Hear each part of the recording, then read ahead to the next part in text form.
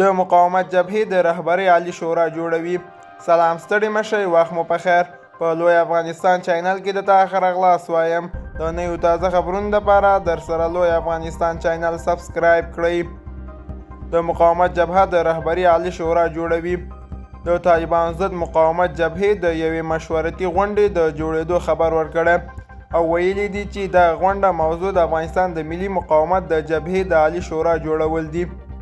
د مقاومت جبهې په یوه خپره شوې بیانیه کې ویلي چې دا غونډه تېره شپه د چهارشنبه 15 دسمبر په انلاین ډول د جبهې د سرلاري احمد مسعود په شمول ترسره کړه.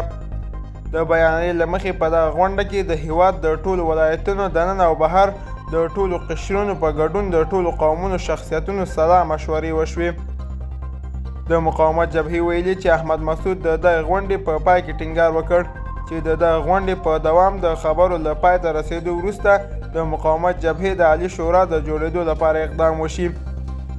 دوستانو دا زموږ د دې ساعت چمتو کلی خبر. تر بیا ښې چارې.